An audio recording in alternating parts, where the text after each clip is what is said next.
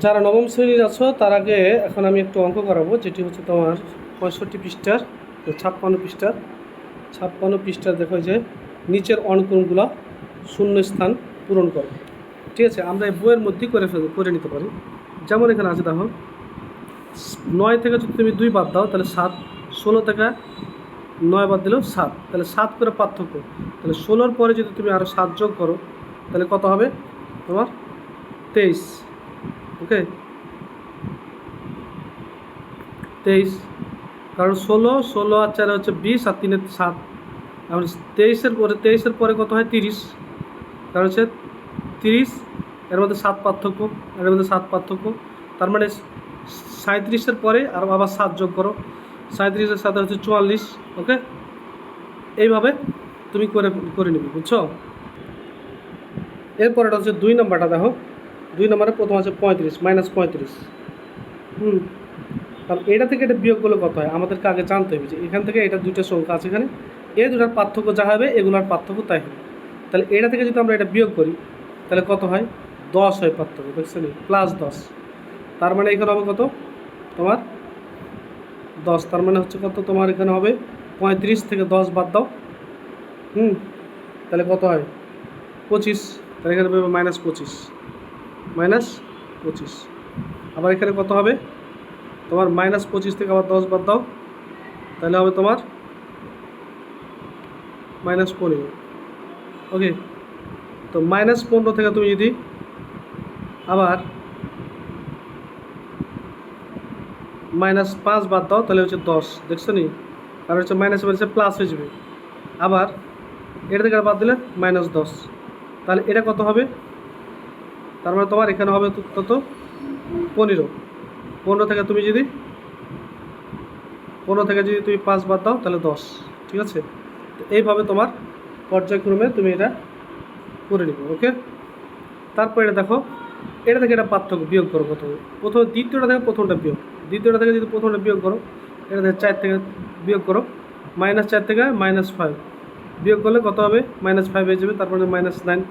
তার মানে কত হবে? -9 পার্থক্য থাকবে। তার মানে এটার পরে তোমার কি হবে? -9। তার মানে 9 করে পার্থক্য, -9 করে। তার মানে এখানে তোমার -4। তারপরে এর পরেটা কী হবে? -4-এর পরে কত হবে? 9। 4 আর 9 কত হয় তোমার? 4 9 হচ্ছে 13। হ্যাঁ, 13 থেকে তুমি যদি এটা বাদ দাও, বিয়োগ করো, তাহলে তোমার হচ্ছে কি? -9 হয়। তাহলে এটা যেতে প্লাস, তার মানে কত হবে এখানে তোমার? 9 থেকে 5 বাদ দাও, 13 থেকে যদি 5 বাদ দাও, 13 থেকে 5 বাদ দিলে 9, 13 থেকে 25, 14 থেকে যদি তুমি 5 বাদ দাও তাহলে 9, 14 থেকে, হ্যাঁ 14 থেকে, দ্বিতীয়টা থেকে প্রথমটা, তাহলে মাইনাস হয়ে যাবে। বুঝতে পারছো না? বলো। তারপর -14-তে 13 থেকে যদি তুমি এটা বিয়োগ করো তাহলে হচ্ছে মাইনাস হয়ে যাবে।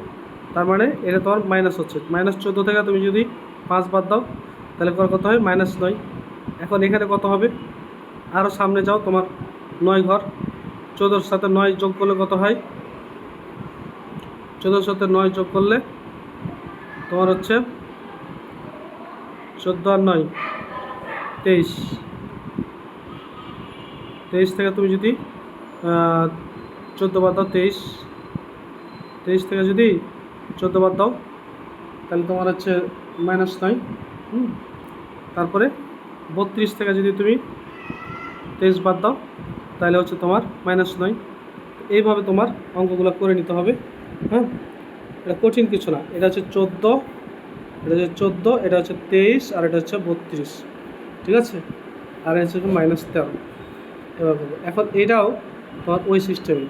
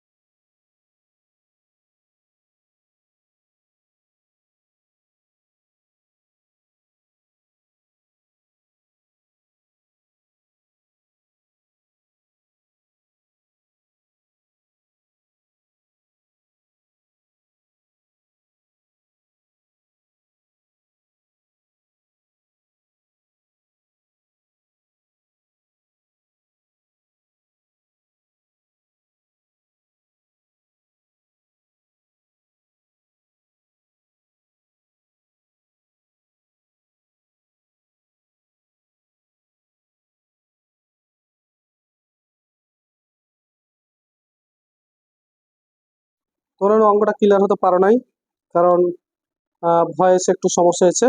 তোমরা দেখো এখন এখানে হচ্ছে কি দেখো, 10 দুগুণে কত হচ্ছে, 5 দুগুণ হচ্ছে, 5 দুগুণা 10। এটা সংখ্যাগুলো এভাবে বাড়তে হবে, 5 করে গুণ করে, 5 দুগুণা 10, 5 10 50, আর 5 50 হচ্ছে 250, আর 250-এর সাথে গুণ করলে তোমার হচ্ছে 5 দিয়ে গুণ করলে 1250। আর এখানে যেহেতু এখানে এক্স স্কোয়ার আছে, এখানে এক্স কিউব আছে, তার মানে তোমার এটা বাড়তে থাকবে। এখানে প্রথমটা এক্স, তারপরে এটা হচ্ছে এক্স স্কোয়ার, তারপরে এটা হচ্ছে এক্স কিউব, তারপরে x4, তারপরে x5, এভাবে পর্যায়ক্রমে যেতে থাকবে। ঠিক আছে? তাহলে এইভাবে তোমাকে এই 2 নম্বর অঙ্কগুলো সমাধান করতে হবে। আমার 3 নম্বরের যে ছক আছে, আমি তোমাদের এর পরের ভিডিওতে আমি তোমাদেরকে পূরণ করে দেবো। তো এটা এ পর্যন্তই। ওকে, আল্লাহ হাফেজ।